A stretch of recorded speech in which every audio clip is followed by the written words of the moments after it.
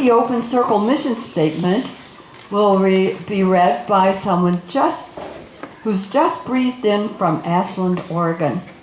Her name is Z. No, you come up here, Z. You come up here where they can see your hair. Now, I push this to on, but it doesn't light up. It's all the way up, and nothing's happening. Oh, it will happen. Apparently. Yes, there, that's good. Good morning. It's lovely to be in beautiful Ajijic. And let me read this for you. This is the mission statement. Open Circle provides a supportive environment to gather for social interaction and to improve our understanding of ourselves, our community, and our world. Presentations span a wide range of intellectual, cultural, physical, and spiritual topics. We do not necessarily agree with these ideas and philosophies of our presenters. We encourage you to listen with an open mind and form your own opinions. Thank you very much. Terrific. She was afraid that she'd be asked to memorize it. Maybe she could. Okay, we're not always looking for presenters for Open Circle, but sometimes there's somebody marvelous who we don't know about. So if you think that's you and you'd like to do that someday, it'll be a year from now. But you may settle here and decide you want to do it. Let me know, and we'll take care of it from there, if you qualify. If you'd like to receive a weekly announcement of coming programs, you can sign up. I don't see where under the tree. Is there a place? Okay, I'm told there is. You can put your name and email address on the sign-up list and receive a weekly announcement of the coming programs. Today, and maybe next week too, we encourage you to look at that bulletin board because you have a rare opportunity to see the Open Circle annual financial report. So I encourage you to do that. You might be surprised in some way. Now we'd like to welcome those of you who are with us for the first time. Would you all stand together and let us look you over? There are some, I know, because Z is new. And here we have another couple, and we welcome you and hope you come back. So next week's presenter will be Rachel McMillan. She's speaking about then and now, and what if. Most of us think that history is a record of the past. In fact, the definition of the word is a continuous, systematic narrative of past events, as relating to a particular people, country, period, person, etc. We also know that history not only influences the present, how we think, how we react, what we believe, but also the future.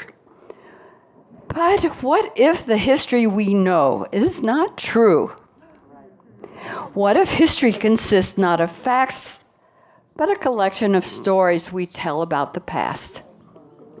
Fascinating topic. And Rachel McMillan is well qualified to explore this. She was born in England, raised in Australia, and spent 3 years in Greece before moving to Canada in 1968. She's the author of the popular Dan Connor mystery series published by Touchwood Editions, which includes Dark Moon Walking, Black Tide Rising, Green River Falling, and Gray Sea Running. She writes a lot about indigenous people in the Alaska, the Pacific Northwest. Previous nonfiction, poetry, and freelance articles have appeared in such publications as Write, WordWorks, Pacific BC Outdoors, Gray Zine, Season Magazine, and of course, El Ojo del Lago. So come back next week. That will be fascinating. Okay. I saw my friends in this audience who had a kind of association, a connection with the confession booth in the Catholic Church. So this is for them. A priest was called away for an emergency. Not wanting to leave the confessional unattended, he called his rabbi friend from across the street and asked him to cover for him. The rabbi told him he wouldn't know what to say, but the priest told him, "Come on over and sit with me a bit in the booth, and then that'll give you an idea of what you're supposed to say." The rabbi comes, and he and the priest are in the confessional. After a few minutes, a woman comes in and says, "Father, forgive me, for I have sinned." The priest asks, "What did you do?" The woman says, "I committed adultery." Priest, "How many times?" Woman, 3 times. Priest, "Say 2 Hail Marys, put $5 in the box, and go and sin no more." A few minutes later, a man enters the confessional. He says, "Father, forgive me, for I have sinned." Priest, "What did you do?" Man, "I committed adultery." Priest, "How many times?" Man, 3 times. Priest, "Say 2 Hail Marys, put $5 in the box, and go and sin no more." The rabbi tells the priest that he thinks he's got it now, so the priest leaves. A few minutes later, another woman enters and says, "Father, forgive me, for I have sinned." The rabbi, "What did you do?" Pardon me. Woman, "I committed adultery." Rabbi, "How many times?" Woman, "Once." Rabbi, "Go do it 2 more times. We have a special this week. 3 for $5.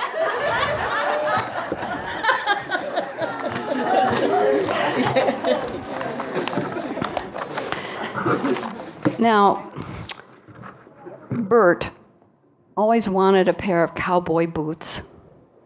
So seeing some on sale, he buys them and wears them home. He saunters proudly into the kitchen and says to his wife, "Notice anything different about me?" Mabel looks him over and replies, "Nope." Frustrated, Bert storms off into the bathroom, undresses, and walks back into the kitchen completely naked except for the new boots. He asks Mabel a little louder this time, "Notice anything different now?" Mabel looks up and says, "Bert, what's different? It's hanging down today, it was hanging down yesterday, and it'll be hanging down again tomorrow." Furious, Bert yells, "And do you know why it's hanging down, Mabel?" "Nope, not a clue," she replies. "It's hanging down because it's looking at my new cowboy boots." Mabel replies, "Should have bought a hat, Bert. Should have bought a hat."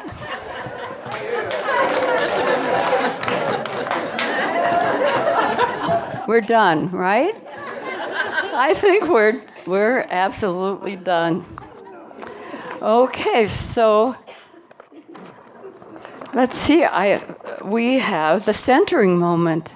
Yes, and it will be read or led by Janet Reichert. Janet.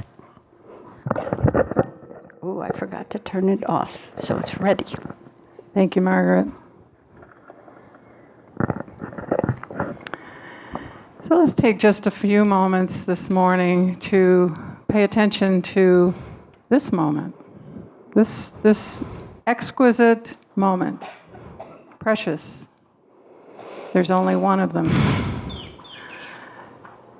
In much of our lives, many of us, if not all of us, spend a lot of energy doing what we can not to be present in the moment. We all have our patterns of behavior that help us to avoid being in the moment, being here, being right here now with whatever is. In the worst cases, this addiction to not being in the moment manifests in behaviors that are very harmful to us and to others. At best, we distract ourselves with the latest electronics, a good novel, thinking about the past or the future. We all have devices that we favor for not being in the moment.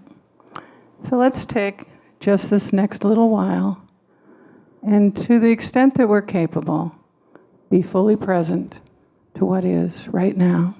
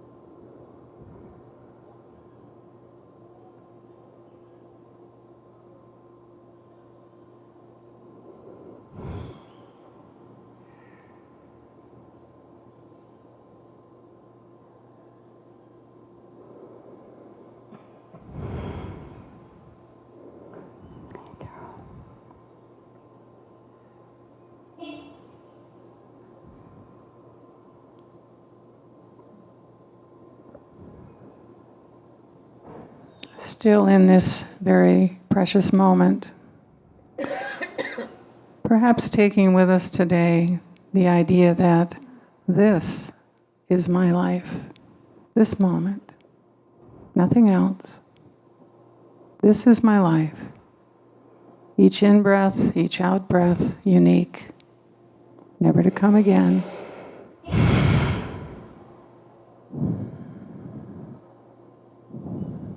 Taking with us also, perhaps, the idea, the thought, that this is enough. Thank you. Thank you.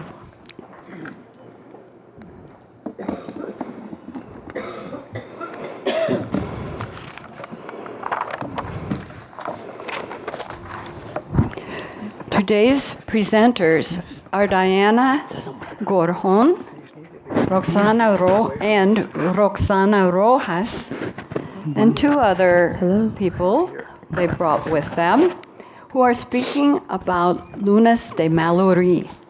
A journey began at 11:22 p.m., January 23rd, 2011, when there came a startling knock at the door. A woman named Maria said she needed help, and attending a 12-step meeting just didn't suffice. In her eyes were despair, anxiety, and fear. Sometimes projects are born this way, sudden knocks on the door in search of hope in the middle of the night. Now, Lunas de Maluri, AC, is home to more than 80 people in recovery from various addictions and emotional traumas. I recommend, if you haven't already done so, that you read Carol Kaufman's excellent article in last week's Guadalajara Reporter. Daina Gorjon is assistant administrator, and Roxana Rojas is a voluntary facilitator at the Lunas de Maluri. They are part of a team of caregivers consisting of a medical doctor, 4 psychologists, and 10 addiction therapists. Some of the staff are also certified in disaster relief due to hurricanes or earthquakes throughout Mexico. Let's give a hand for these 4 courageous women who are speaking to us today. Thank you.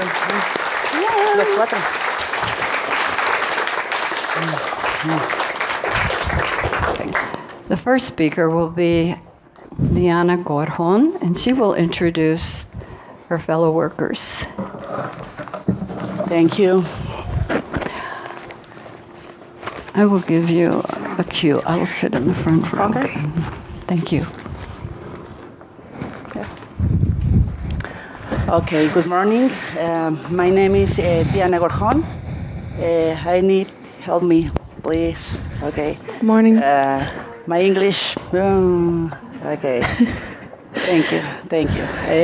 Primero que nada, quiero agradecer la amabilidad que tuvieron de tomarnos en cuenta.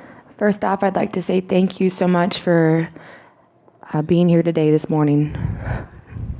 Ok, les voy a platicar un poco de lo que es mi vida y cómo llegué a pertenecer y participar en este proyecto que se llama Lunas de Maluri.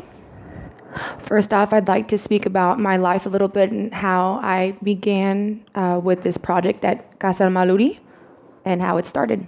Ok. Nací en un pequeño lugar, se llama Tecomán, en la costa, en el estado de Colima.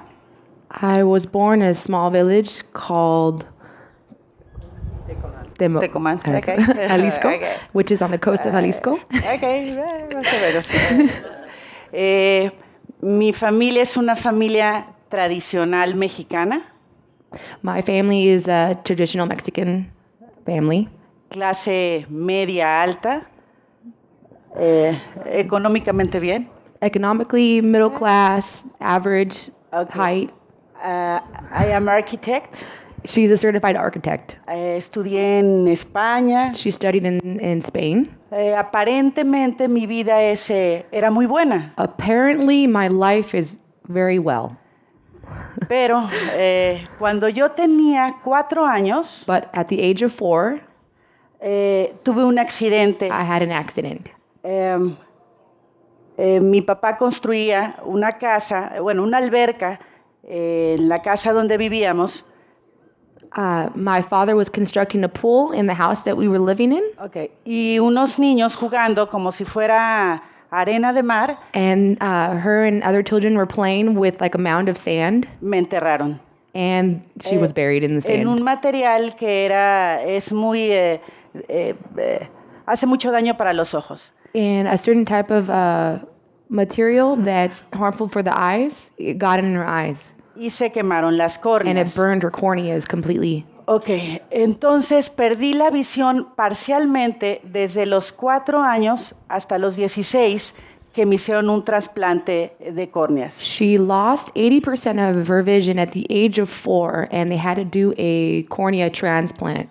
Y yo creo que por eso estoy tan nerviosa. And that's probably why she's toda really mi nervous. vida fui muy tímida, todo me daba mucho miedo, siempre tenía angustia,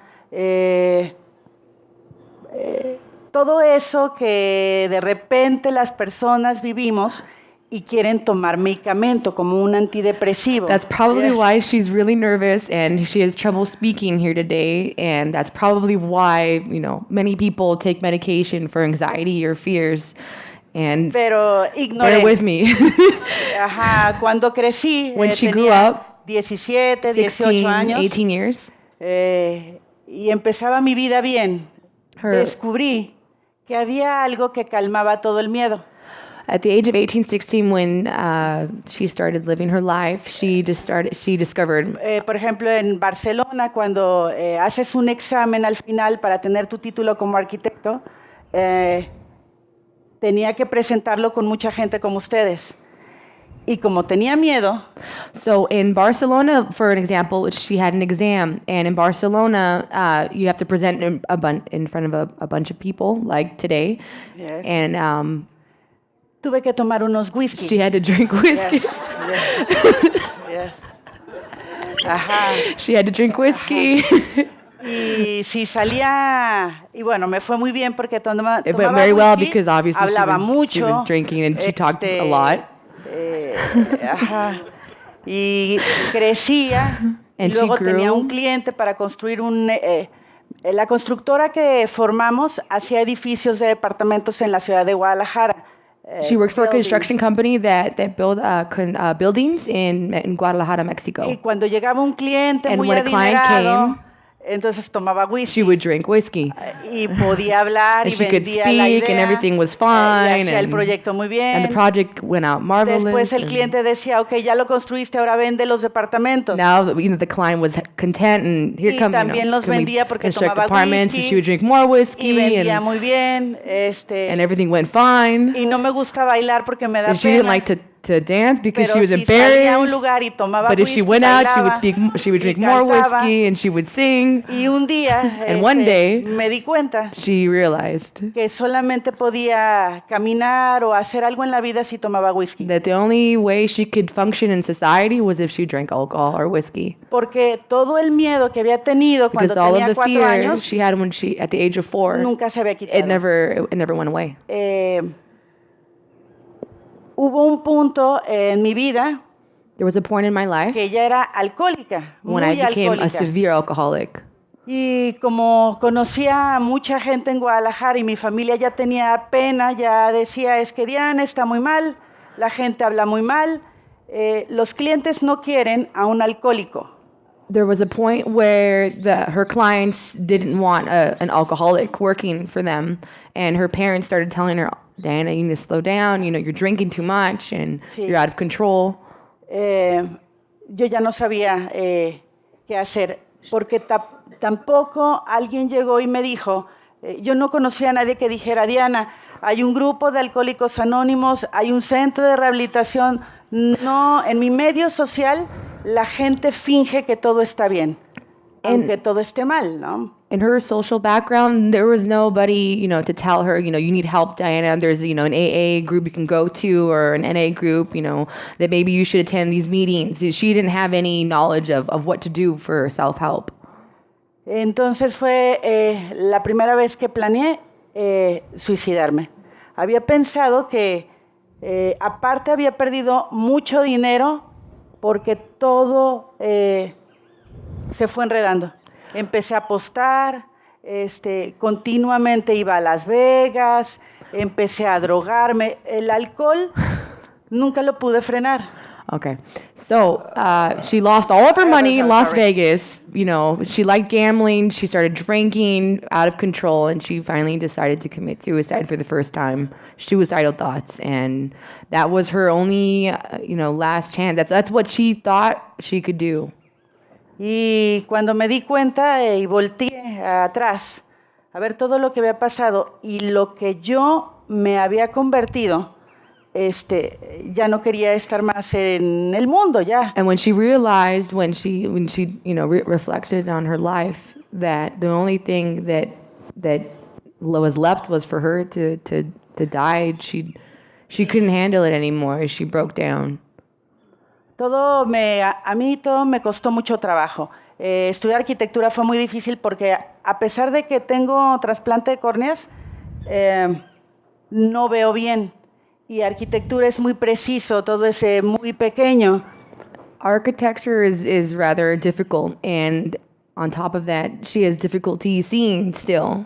And so it costed her a lot of work and a lot of effort, and amongst all of her fears and anxieties, she still became certified in that.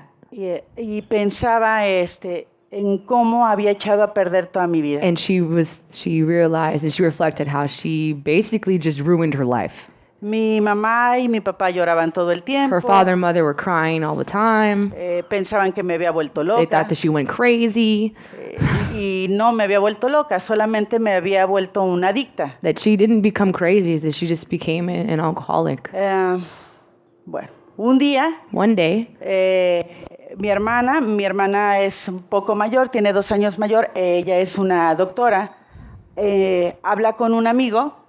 One day, her older sister, who's a doctor, was speaking with a friend.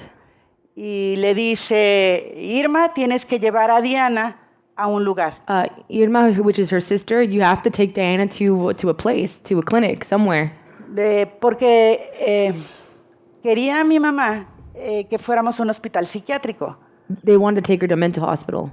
Y Omar, que se llama el amigo de mi hermana, decía, Diana no está loca, solamente es alcohólica, es drogadicta y su mente no está pensando correctamente. Omar, her sister's friend, was saying that Diana's not crazy. She has problems drinking and she needs to go to a rehabilitation center.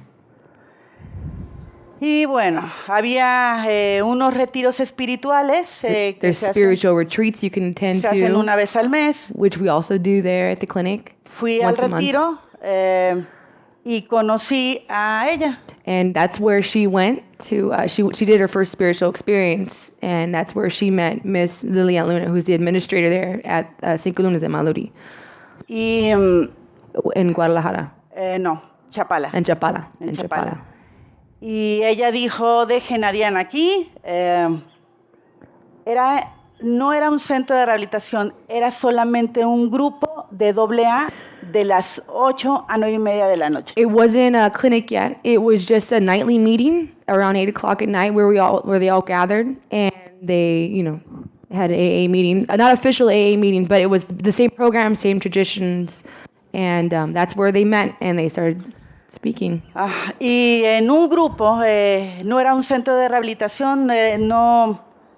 Ella dijo, dejen a Diana, y empezó a pasar lo mágico. Yo estaba asustada y le decía a Lili, no tengo dinero. ¿Puedes repetirlo? She was scared because she had lost all of her money, all of her faith and everything. Yo no and quiero ser pobre. Telling Lily, I'm scared, I don't want to be poor. Perdí She lost año y medio, in 1 year or a year and a half, pesos, almost 20 millones de pesos apostando. 20 million pesos or 20. Sí, y perdí el departamento donde And lost her vivía, los apartment where she was terrenos living, donde construía. everything, her construction Y nadie sites, quería construir and nobody conmigo, wanted to construct porque with nadie her. quiere un alcohólico que Nobody apuesta. wants an alcoholic as an architect. Y llegué con ella y le dije, no tengo dinero, I don't have money. tengo miedo de I'm ser scared. pobre, I don't want to be poor. nadie quiere ser mi amigo, No one wants to be my mi friend. mamá piensa que estoy loca, My mom thinks I'm crazy. tengo mucha vergüenza, I'm really me embarrassed, quiero morir. and I want to die. Y ella dijo, y And ya no tienes nada, now you have nothing. Dios te lo quitó. God took it away. Vamos a ver qué hacemos contigo. Let's see what we're going to do. Ponte a hacer oración. Start praying. Y aquí estoy. And here I am. Ahí, ese día, o en esos días, In those days, empecé, I started. creo que Dios I thought that hizo God todo eso, me quitó todo lo que me took tenía all que of it quitar. away, Porque a una gente que no tenía dinero, because people that don't have a lot of money, o que físicamente no se parecía a mí, porque en México, yo creo que ustedes ya se dieron cuenta, hay muchas in Mexico, you can tell that there's diferente different social gente, material, color de piel, different color skin, educación muy education diferente. wise. Y en mi sociedad, And in my la society, gente ve the a una people- persona humilde, The people that saw or que no thought tiene of money o físicamente es distinto, that the people that are como si humble, fuera un árbol o una piedra. that people that were humble in her society thought that Okay. they're the same as being a tree or a plant, that they're just there. En la actualidad yo vivo In actuality, I live con los más pobres dentro de los pobres. with the poorest of poor. Esos que nadie quiere, que The son ones los that the people adictos don't want, that they're addicts and they're alcoholics, y que son como yo. and exactly like her and me, and Vivo muy feliz, no importa ya el dinero, that we live really happy. We don't really no care about pasa nada, money. no lo Nothing necesito. happens. Antes lo quería porque tenía miedo, ahora That before ya- she needed money because she had a lot of fear. bueno, tengo nervios, pero no She's miedo. nervous, but she's not scared. Todos somos humanos. We're all the same. We're all Es lo humans here. mismo. We're all the same. ¿Algo más?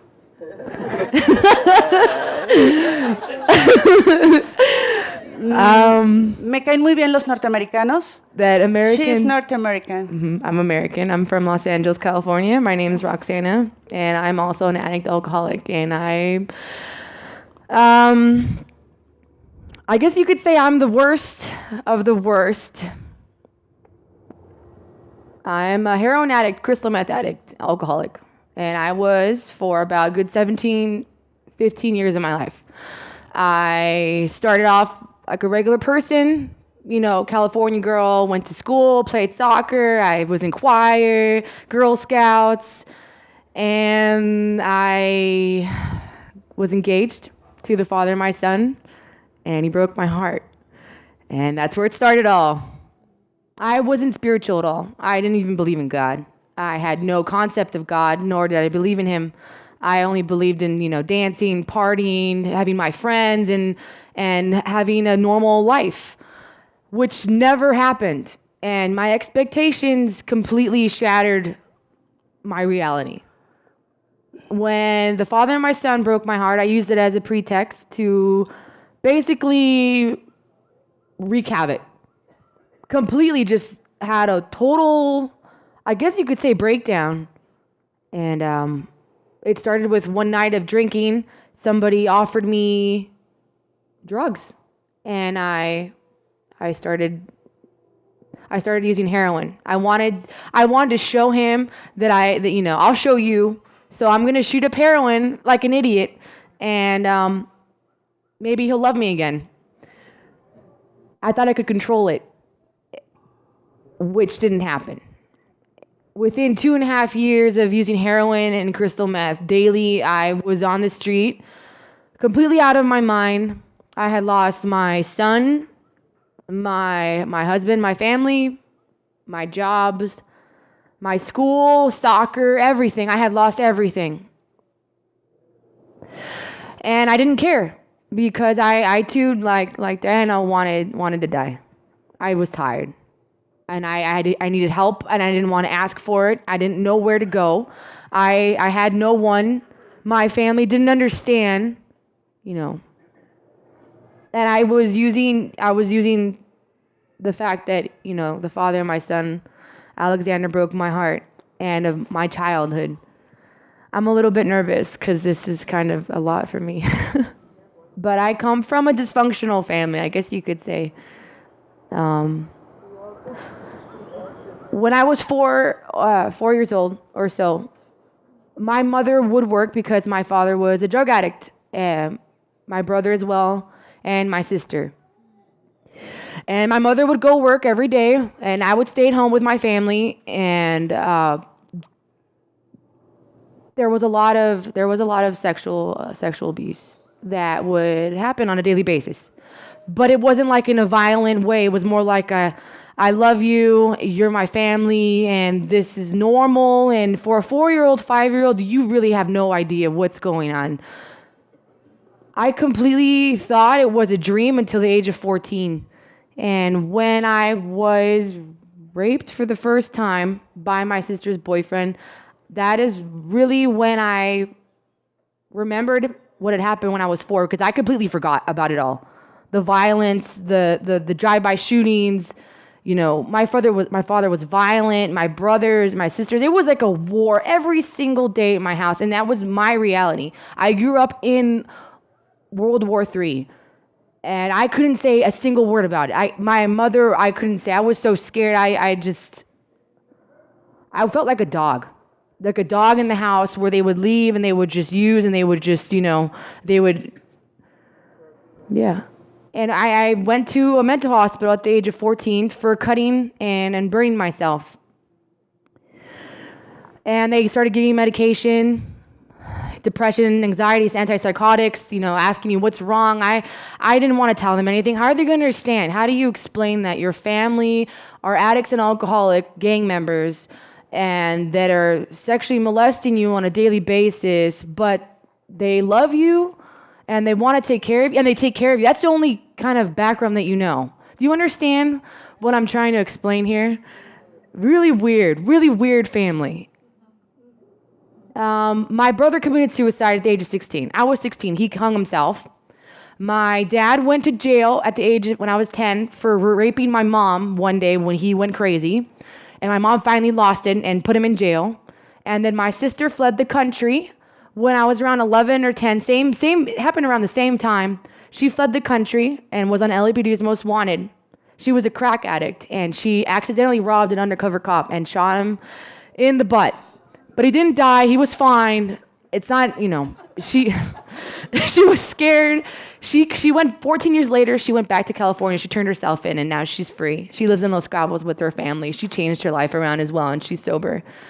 And she's like my role model now, on top of these women right here. So I'm gonna move forward. Basically, that's where I come from. That's my reality.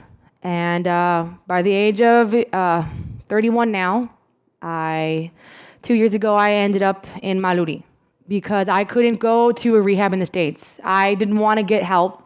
I didn't want to get better. I just wanted to die and not wake up, and that was it. You know, I had given up on life completely. And I ended up coming to Mexico. My sister found Maluri because she wanted me to go to a place where they weren't going to hit me or they weren't going to punish me, because I don't know if you know about other centers in Mexico, but they're not like Maluri. Maluri is something completely different. It's where they show you how to love. They give you love. And I never felt that. I showed up, I couldn't walk, I couldn't even speak English, I couldn't speak Spanish.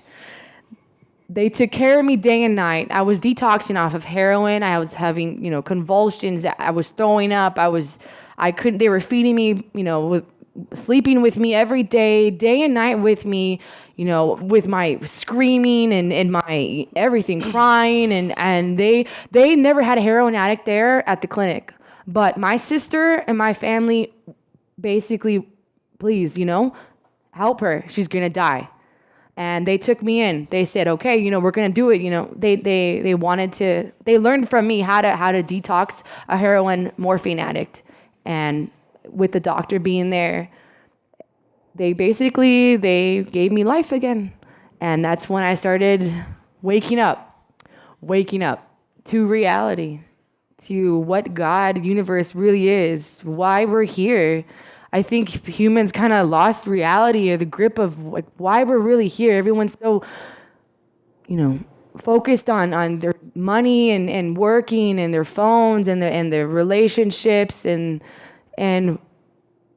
if you really just get to the basics of things, helping another human being, I've never felt that kind of satisfaction before. I've never felt like this before. I could never do this. Speak about what had happened to me. I know for some reason my brother died. Maybe for an example, or to show me that I could change my life, that I don't have to be like them, that I can help other girls that are 15, 16-year-old on the streets in Joco or in Chapala, that come to the house looking for help, that have 3 kids, have no home, that are hungry, that we can make a difference. Because if these women could give me an example, because they basically showed me I was as crazy as a dog. I was violent, screaming. I didn't lost control. I was violent. I didn't want help. And they just basically just kept helping and just kept showing me, and they didn't hurt me, and they just, for no reason. And I didn't understand. I'm like, why are these people helping me? I don't get it. I mean, what do they get out of it? What do they get out of it? And then I started asking them, do you get paid? I mean, are you rich? I mean, what is this, like your business? Like, rehab centers? Not all rehab centers are like that, but I'm saying the majority of rehab centers that I've been to, it's basically either money driven or, it's corrupt.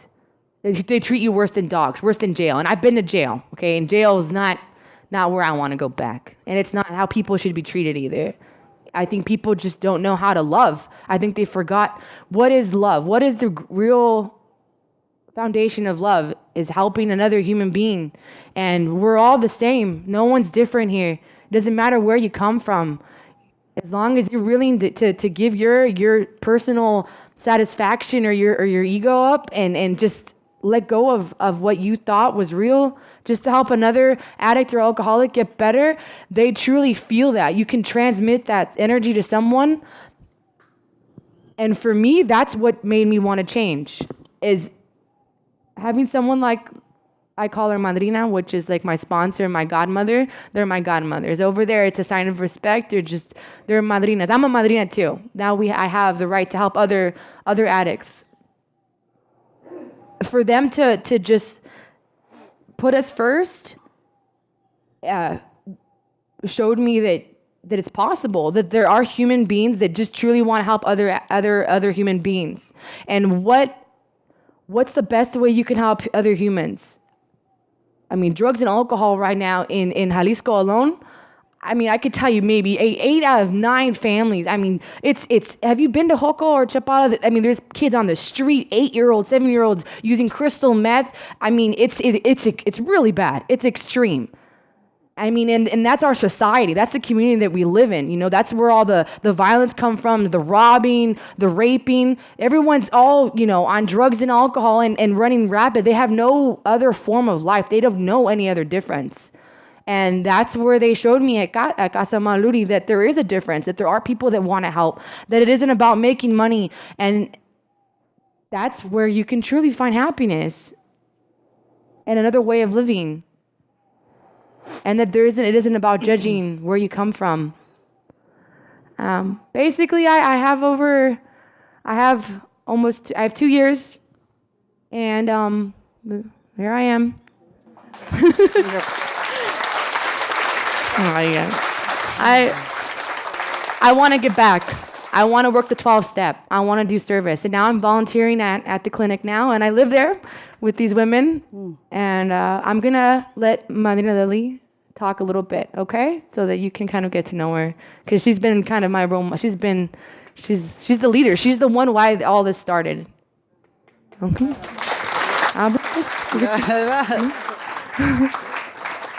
¿Qué quieres?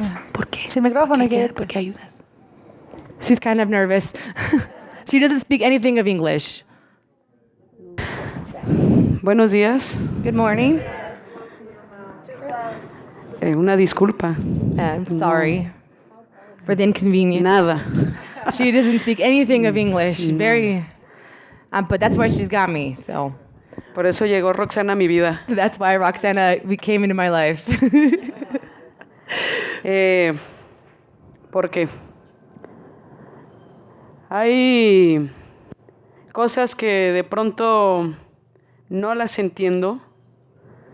There's things in life that I don't understand. Pero me llenan. But they fill me. Así son las cosas de Dios. That's how the things of God are. Y me gusta. And I like them a lot.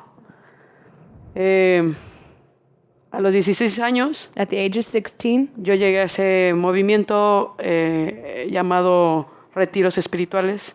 I first went to my spiritual experience, where I... Nada de alcohol, nada de droga. She's not a nada. drug addict, alcoholic. En mi familia sí existía. But her whole family are drug addict, alcoholics. Madre alcohólica. Her mother alcoholic. Hermanas alcohólicas. Sister alcoholics. Drogadictas. Drug addicts. Familia just disfuncional. A dysfunctional family. Muy mal. Very, very bad. Con mucho dolor, sí. With a lot of pain. Madre soltera. Single mom.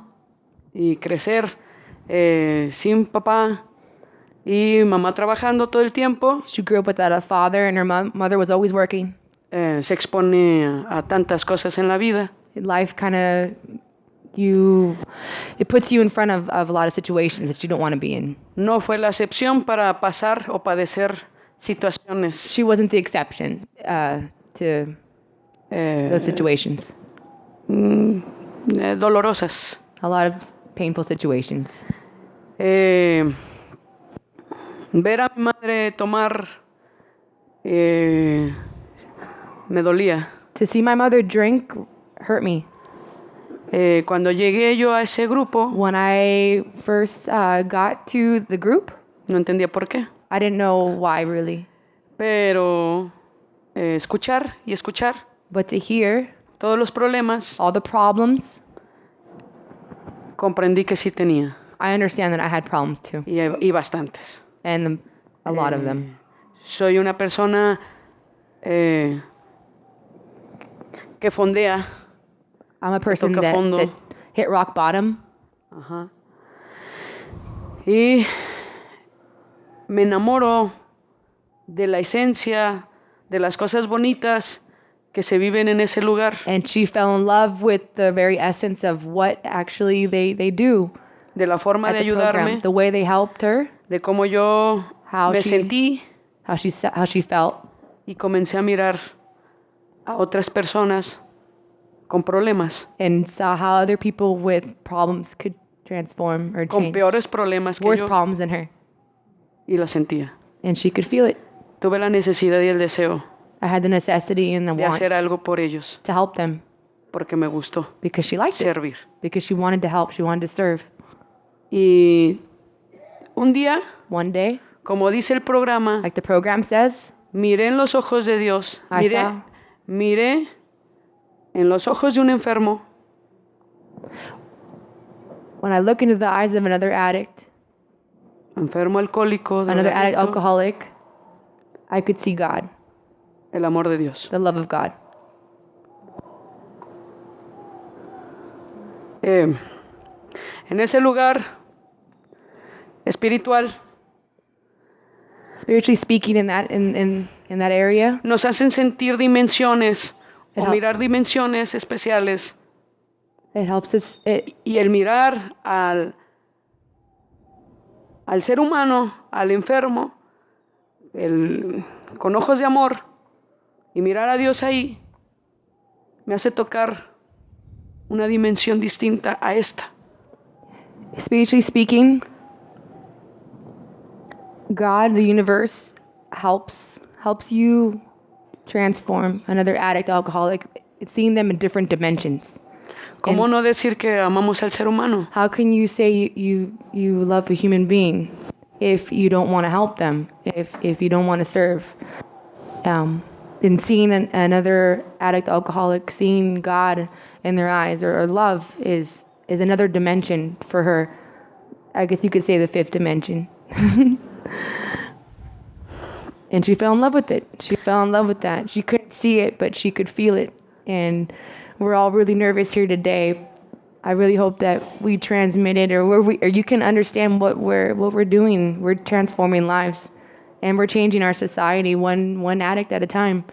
And if you can change one addict, you can change a whole community. And that's what she wants. That's her dream, and that's what I fell in love with, and that's what Diana fell in love with, and Edina fell in love with, and that's why we're there. Nothing else. Thank you. Gracias.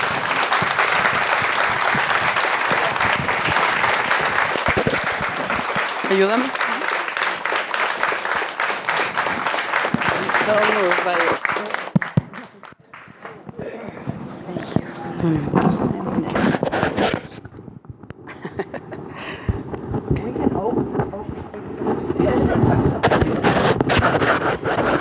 We are open now for some questions.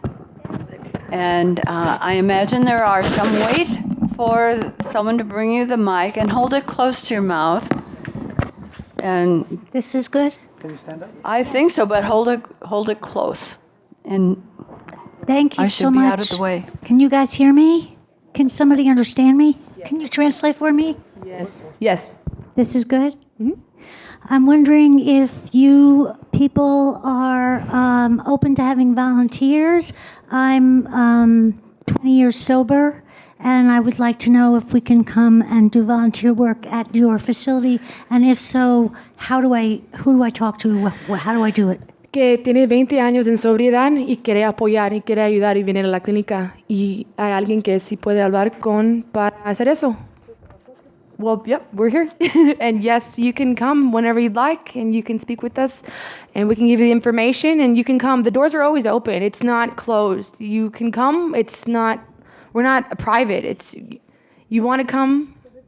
Casualmente, en el último 6 meses están llegando adictos norteamericanos y sería bueno porque hablar. It actually would be a lot of help because in the last 6 months, oddly enough, a lot of like me have been coming, and I would love to help. I would really love it because it's a lot of Americans are coming now from the States asking for help. So if you like to come, the doors are always open. You can call, just come, knock on the door. We're always open. Okay. Thank you. Wonderful. Can you please give your Facebook address so that it is on the recording, and or your address in Hoko, or any information that people online might want to know? We have a bigger audience than just the people right here. Yeah. Good morning. So if you could please give your Facebook address, your address in Hoko, email address, any information, maybe that's read the flyer to us, it would be very helpful. Okay. Thank you. I'm going to read it out right now, okay? The Facebook, la página web. Okay, so it's Cinco Lunas de Maluri. At Facebook? At Facebook. Or Liliana Luna at Facebook. Or Cinco Lunas de Maluri. And I don't know if you can see it, but I mean, the foundation's right here. It's Cinco, the number 5, Lunas de Maluri. Maluri. And the address is Chapala, Jocotepec, 1305. Galletera, number 1305. Am I making sense here? Okay, and the phone number is 3314129027. The phone number again is 3314129027. And if you want to call, that'd be a lot easier. We can explain where it's at and the Facebook and everything. And if you want to come by and see the area, we're like a commune-based, community. We're like a family there. We all do the same. We wash our clothes together by hand. We cook everything. We all help. It's like a commune. We have a lot of big dreams we want to do. We want to make changes. I remember, I wanted to say this real quick. It popped into my head. My mom would always tell me this. Roxana, the craziest people in the world are the ones that really change the world. Are the ones crazy enough to change the world are the ones that really do. The people crazy enough to change the world are the ones that really do. And it stuck with me. Margaret, I'm going to put a list out here. If people want to sign up, Okay. I'm going to put a list out here at the table. They can sign up when they leave. Do you understand that? They're going to put a list over by the door. Okay. Right? And as people leave, if you want to volunteer, you can sign on the list. And better put your phone number or email so they can get in touch with you. Phone number, email, we'll put our names and everything. But also, we want to invite you because there's also another thing that we do there. It's really special. They're called talleres, or we, on top of going to our meetings every day, we also do creative, classes. We do yoga, meditation, painting, dancing, art. I teach English there. But we want to invite you. We want to invite you all. If you want, we're going to make a date at the theater at Ajijic right here. What we do there is something miraculous. We perform, we dance, we make contemporary dances, and we perform, So we have, 18-year-old boys that have never, been to school, gang members, the 15-year-old, 7-year-old guys just getting together, performing contemporary dances and just being creative, and it's something miraculous to see. You can see it on our Facebook, but we wanted to invite you because we want to perform for you guys, and we want you to see Maluri in action, basically, because this is something I've never, ever experienced, and creativity is something that is something important in every human's life, I think, to be creative, to blossom that. And Roxana, this would be at the Cultural Center, the Ajijic Cultural Center? Yes. Yes. On the plaza? Yes. Yeah, we're going to make a date, and if you're interested, we're going to invite everyone. It's going to be open to the public. We are all going to come. Great. And we'll bring refreshments, probably. Okay, we have another question back here. It's not a question. Uh-oh. It's not a question. Speaking of invitations, would it be appropriate or feasible for me and my friend Eduardo here to invite all of you for lunch?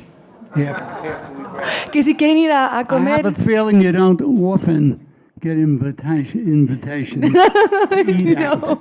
I'd be honored if you'd accept my invitation.